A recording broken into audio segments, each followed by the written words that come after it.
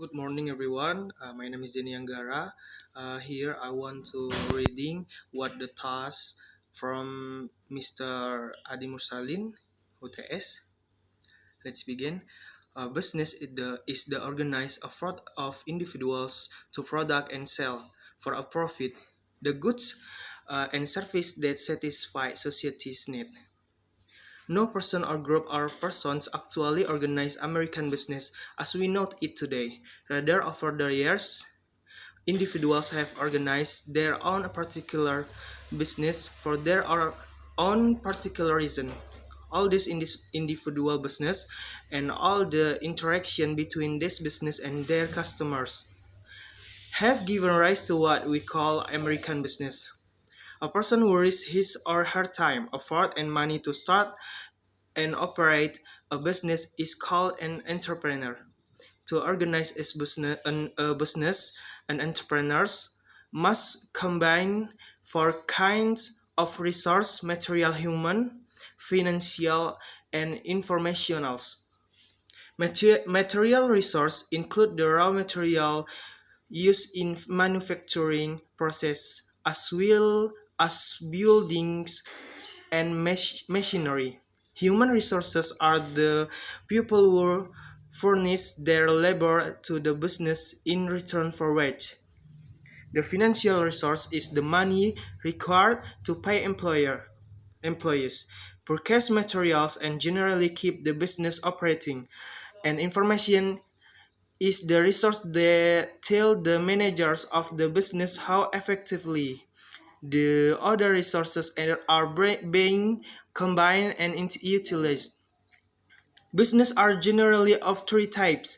Manufacturing business or manufacturer are organized to process various materials into tangible goods, such as delivery trucks or towels. Service business product service, such as haircut or legal advice. And some firms called middlemen are organized to buy the goods product by manufacturers and then resell them. For example, the General Electric Company is a manufacturer that product clock radios. Their products may be sold to a retailing middleman, which then resells them to consumers in its retail stores. Consumers are individuals who purchase goods or services from their own personal use rather than to resell them.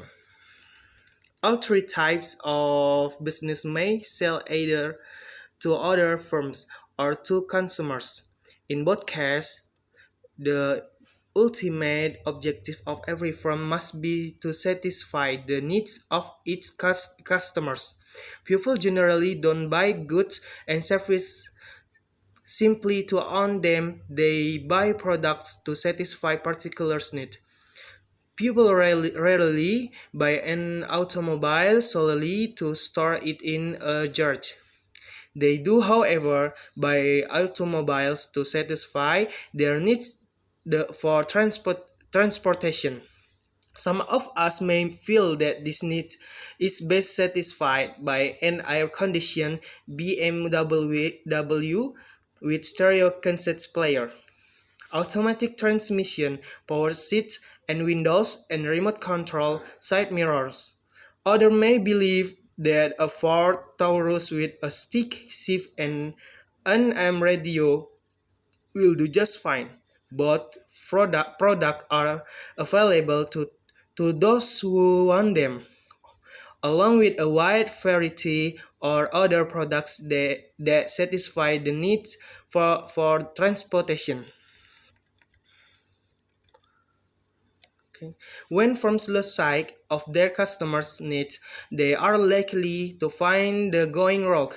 But when the product and sell goods and service understand their customers' needs and work to satisfy those needs, they are usually successful.